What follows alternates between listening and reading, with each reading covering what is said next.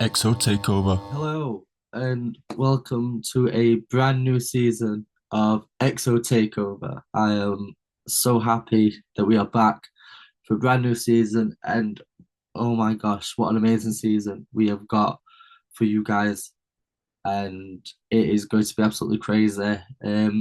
As you've seen, we've been building up the hype and trying to get people ready for our return, and it is finally here after weeks and weeks and weeks of planning and filming and just I am so happy that I'm bringing this back after 5 years. And it is crazy to think that 5 years ago I came up with this idea and brought it to life, and then we just left it for a bit. We just didn't really do anything. We didn't really put much effort into it. Our heart had left it. And I'm so happy that we can now come back 5 years later, bring this back bigger and better than ever. And one of the main things being you can actually see us this time. For those of you watching on YouTube, hello, you'll be able to see the conversations happening. And for those of you listening on Spotify and Apple Podcasts, hello to you too. Thank you for tuning in. Whether you're a new listener or an old listener, it's so great to have you all tune in to this amazing season. And so we are going to kick this season off with an amazing EXO fan. Uh, and yeah, I'd like to introduce you all to our first guest of the season, season one, episode one, our very first guest, EXO Boys SRT. Welcome to the show. How are you feeling today? Oh man, hopefully tomorrow, man, I get my car back. So I'm really excited for that. Uh, I got a big video coming for the Timeless song, so I'm getting that ready. So and it's great to have you on the show. Episode one, we've got you as the special guest, an incredible lineup, if I do say so myself, for the first season. What are your thoughts on the lineup? oh man, it's incredible, man. Pretty much everybody on that list, man. I can't wait to hear the stories on it. It's incredible, man, honestly. And I just want to say thank you for having me on the show. No, thank you for being a part of it. I've got a few questions for you, and then in traditional EXO takeover style, at the end, I'm going to ask you for your top five EXO songs and why. And yeah, I'm just going to kick it straight off with Nav. Nav as a whole, your thoughts on Nav as the person, the producer, the rapper, the brown boy. You've met him, I believe. So, Yeah, I actually met him when he came on tour. I think it was the Demon tour one, and man, he's real cool, man. He's a real humble guy. I remember when it was a meet and greet. As soon as I walked up, didn't even say one word to him, and he points out, "Hey, man, I love that EXO jacket, man." And my face lit up. I was like, "Holy crap, that's cool, man!" And during the show, man, he actually pointed me out, man, and threw me the EXO sign. So I thought that was really cool. I think Nav is under people just consider him underrated, man. I think he's really underrated. He's a really good rapper. He makes his own beats and he could just rap anything that you want. And I think people don't give him as much credit as he needs. And I feel like Nav is one of those top 10 rappers, in my opinion. is there a And he just has so many good hits. Is there a particular album by him that is like your fave out of the whole of his discography? Oh man, that is hard. Oh my God. I think Bad Habits for me. Bad Habits is really good one for me. And then the other one with Metro Boomin. Those two to me are my favorites. And is there a particular song by now that you could just listen to over and over again and not get tired of? Man, that is hard. That is really hard. I have that playlist in my phone every day. I always transition from him to Abel every time. Oh man. There's one song that I really like, and I think it's called Yes Sir. I don't know if you heard that one before. I think I have. Yeah, I like the beat, the lyrics. That one's my favorite. I always jam that one every time I'm driving my car. Me personally, I really like the Nav project, the self-titled project. That I feel like that holds a special place to me, as well as the Reckless album as well. I really liked that album. Yeah. There's a few songs on it that it could do without, but as a whole, I do enjoy those projects. But do you think you'll see Nav again? Oh, definitely. I'm waiting for him to drop his new album. I know he's been getting a lot of hatred towards I think Rexdale. I guess people really not liking it, which I don't understand. Of course, I know people say they miss the old Nav, which I do miss the old Nav. That's the OG. But it's like, Nav said, you got to put in the old with the new stuff. So I'm Did, I'm really excited to this next album. I really am. yeah, didn't he, wasn't he meant to be releasing Nav 2 and then that got scrapped, I believe? Something like that. I think what it is too, I think his album that he was supposed to release, I think when Abel, was doing the whole Sao Paulo stuff, and I think that kind of got into it a little bit. But I do believe Nav will end up dropping it for sure, maybe hopefully next month or maybe late December. So we just gotta wait and see on that. Hopefully, hopefully. But moving on to the main man himself, Abel, the Weeknd. I want to kick off with this project right here, My Dear Melancholy, and get your thoughts on the project. Well, if it wasn't for Selena Gomez breaking his heart, I don't think we would have got that album. Nah, man, that album is it hits different. I think we could all say we've all been through a heartbreak, and the lyrics to every song of those just touches everybody. And I know like I said, just the lyrics. We've all been there, we've all done that, and it's just different. And I think Abel did an incredible job on that album. Is there a particular song that you like the most on the album? I think it's Call Out My Name. I, And especially the live performance, the notes that he hits, it just you sit there and you're like, wow, man, it's incredible. even like the synths on the live version are incredible. Like the whole live version, I wish there was like a studio version of his live performances because they just hit so differently. Yeah, yeah, and especially the live performances. He puts in those extra notes, a little different lyric in there, and it's just like, man, Abel, can you please release this on a vinyl? As we all are aware, Hurry Up Tomorrow is coming up. Who knows when, but it won't be tomorrow whilst we're recording this. But in the meantime, Dawn FM being his most recent released album, how would you say Dawn FM compares to an album such as Starboy? Starboy, man, that's a good album too. I think I like it. Honestly, I think Starboy is probably gonna be one of my top three. I think from Starboy to Don FM, there's a lot of similarities to it. Especially certain songs.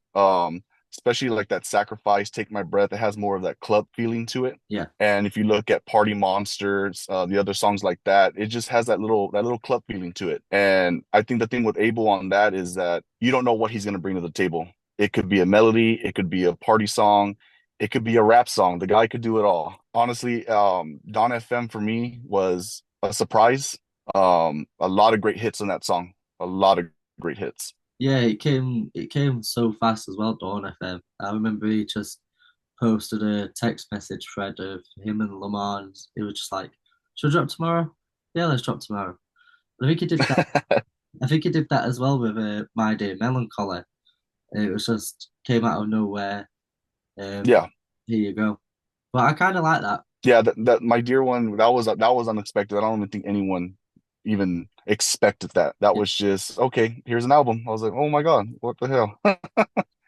Do you prefer it when Abel does stuff like that, or do you like these like longer rollouts for his albums? I think the longer rollouts, it kind of makes us frustrated. We're like, when are you gonna drop? When he just drops suddenly, we're like, oh my God, it's here. So it's a good and a bad thing. Yeah, true. So with talking about Starboy, The Weeknd and Daft Punk, iconic dream team in my opinion. And it's a Yeah, shame that Daft Punk have retired. But when you look at Starboy and I Feel It Coming, how do you think they compare to the likes of him collabing with Stein on My Dear Melancholy with I Was Never There and Hurt You? man. Honestly, though that song actually was one of the songs that I actually really liked. And the similarities to that too is just that's the thing about Abel though, is that he could put one song on one album and then on the next album it's a transition to it. And it's incredible how he does that. I don't think there's any other artist that does that. And Abel's just the best at that one to me when it comes to transitions like that. Fair enough. And with the storytelling that comes with each of these albums, we know that for these past three, it's a trilogy, but with Dawn FM, we knew for in the story side of it that it was like in a purgatory, a radio show kind of thing. So, what are your thoughts on the way that Abel uses storytelling in his albums? Do you think it's getting a lot better? Do you think some of his older ways were better?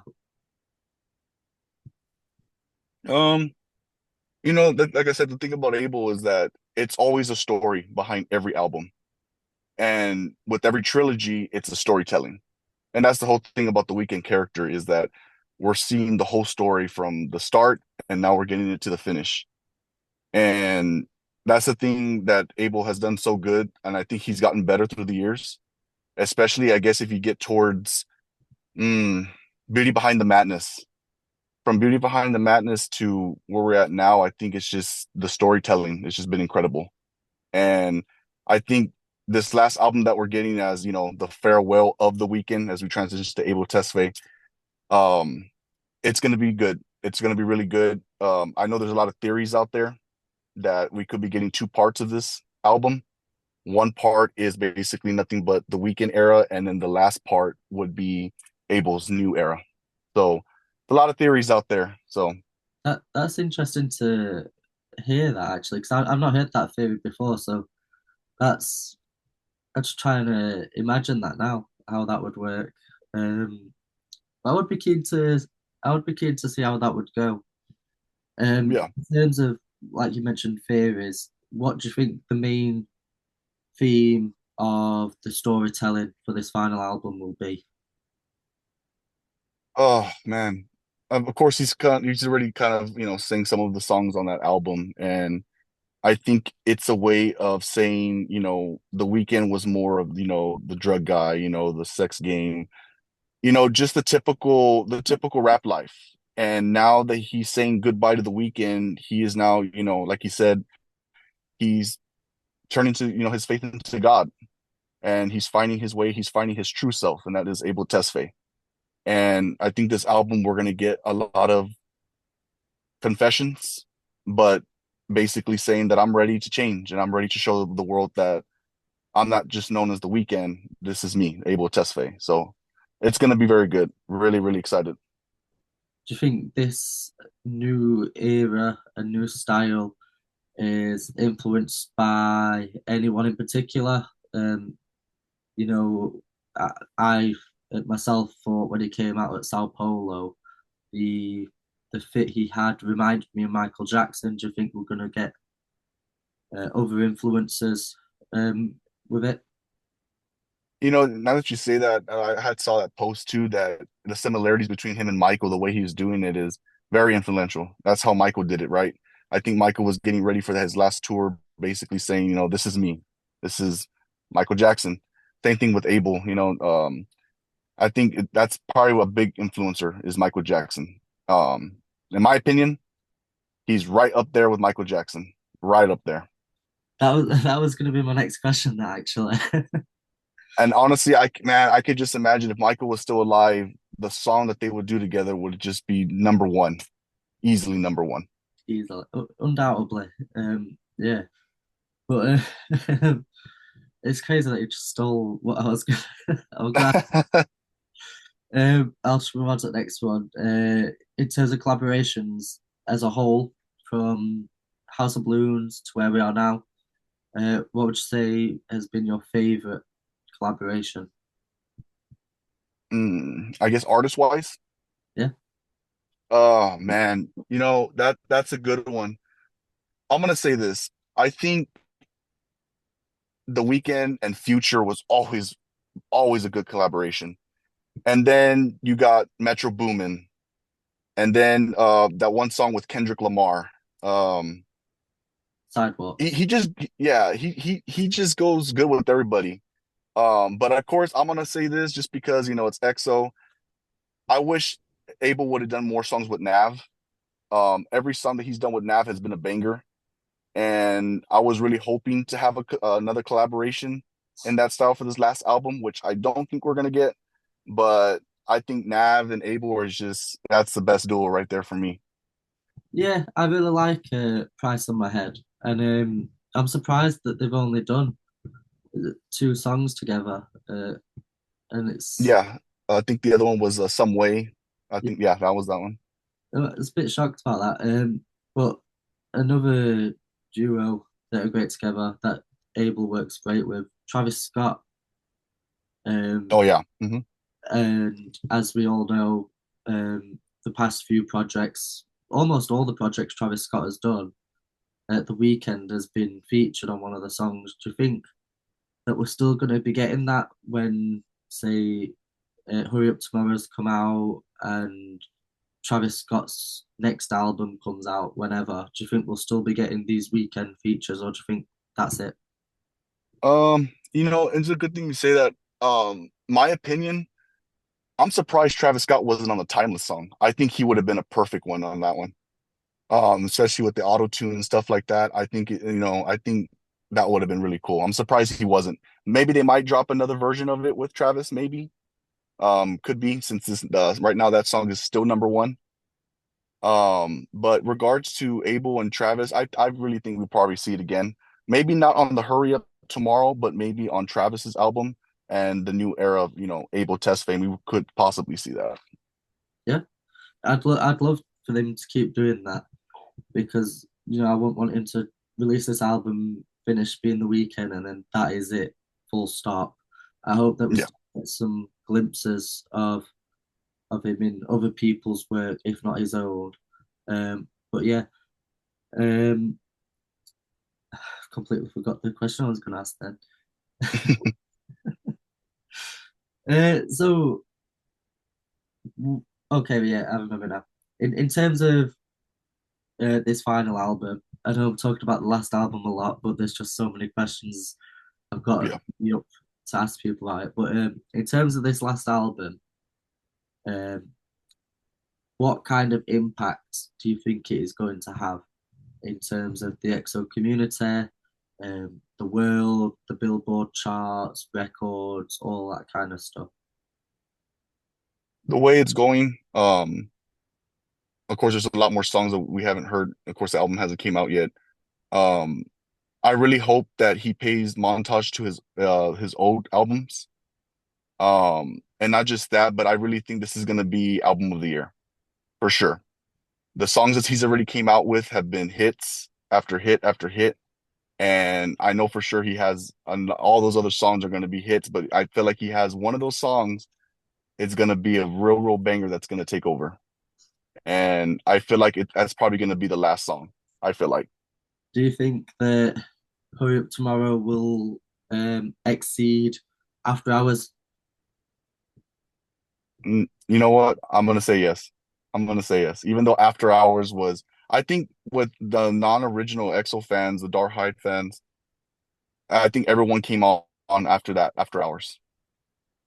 And do you think, Blinding Lights is what really took it over. yeah, do you think we'll ever get another song that is kind of like equivalent to Blinding Lights I believe so. I really do believe so. by Abel or by someone else? I think by Abel for sure. Okay. And then last question for you for today's episode. Let's pretend Hurry Up Tomorrow isn't coming out, and we have no knowledge of it. If The Weeknd was to announce a new album today, um, what would you personally want it to be called, and what would you want the sound and direction to be like? That is a tough one. I think the sound and direction I would be like I said, paying montage to the old albums, little bit bits of there, that would be cool. For the title wise, that's hard, man. That is really hard. I wouldn't even think what I would want to say. I mean, what would you name it, honestly? Um, I don't know. I feel like Hurry Up Tomorrow. It does make a lot of sense in terms of the trilogy, After Hours, Dawn FM. Um, but I think just before the whole announcement of the album title, I was kind of think it was going to be called like Here Comes Tomorrow or something to do with tomorrow. I feel like Yeah. makes the most sense in terms of the trilogy. Um, I'm still holding out for an OVO album. I was just about to ask you that on that little drama going on. I'm gonna say this, man. As much as I love XO and I'm always gonna be an XO fan. I give respect to Drake when it's credited. But honestly, man, a little salty just because you couldn't sign Abel to OVO. I think that's what it is. Yeah, and it's a shame because you've let that little bit of saltiness get in the way of what when did Kiss come out? 11 That was bad. years. You've Yeah. had 11 years to get over it, get back in the studio, make hits, and you just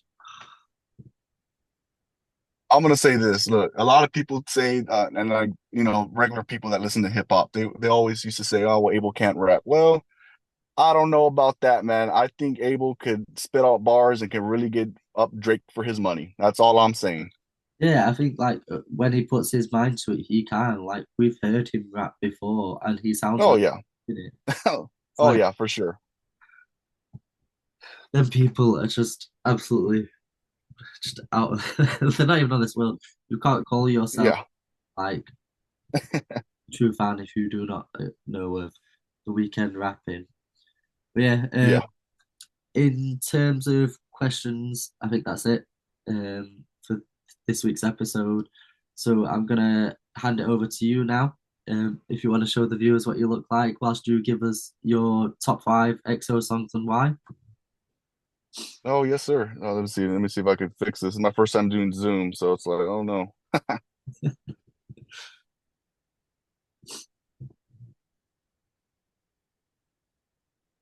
There we go. See you now. What is up, guys? Right here, rocking the XO chain. Yes, sir. The top five, man.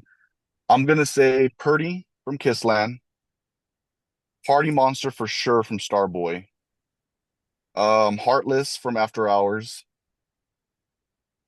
And the last two, that's coming down to the wire on that one. That's hard. You've not told Oh, me why you're picking those songs though. honestly, I'm gonna put Timeless at two, Okay. just because it's on replay all the time, and it's just like, oh my God, I'm just shocked about it. Is I'm this gonna put Timeless at two. in order five to one? Or Yeah, 5-1. right, okay. Number one, House of Balloons. I like that decision. House of Balloons for sure. That song, that song's in my heart for sure. I feel like you put Pretty at five. Why that song in particular out of all the Kissland tracks that are out there? Kissland was an underrated album. I don't think a lot of people give credit to Kissland. That right there is my favorite album, and hands down my favorite album. The lyrics, the just everything about that album, I just love it. And if I can go down to, like I said, the last album, I would listen to Kissland every day if I have to, because that right there to me is my favorite album. Fair enough. And with Party Monster, real quick, do you think it would have been the same if Lana Del Rey weren't in it? Oh yeah, oh yeah, for sure. I kind of wish Stargirl was a little bit longer. Um, I wish it was longer, even though it's like a minute or something. But I think they should have went a little longer with that one. Yeah, I do think that they're good to get when they get together, and I reckon that she'll probably be on Hurry Up tomorrow. If I'm being Oh honest, yeah, yeah, for sure. because they've not collabed in a while now since Starboy. Yeah, yeah, for sure. It's a long time coming. So yeah, for sure. It's long overdue, but hopefully they haven't Yeah. fallen out like Drake. But yeah, once again, thank you so much for being a part of the brand new season of XO Takeover and being the first special guest of the season. Before we finish, Appreciate it, man. is there anything you'd like to say to the people listening, the people watching? Is there anything you'd like to say? Oh man, I want to say, man, the EXO community, man, y'all the best, man. That's I wake up every day, go on Instagram, and just everyone from the fan pages to the fans to the merchandise. It's y'all guys are incredible, man. And I could honestly say this is the best group in the world, and it's XO till we overdose. So love y'all guys, man. Thank you so much. And that is it for this week's episode of XO Takeover. Join us once again next week. We'll have more special guests talking more things XO right here. You know where we are. So come join us and tune in. Yes, sir. XO.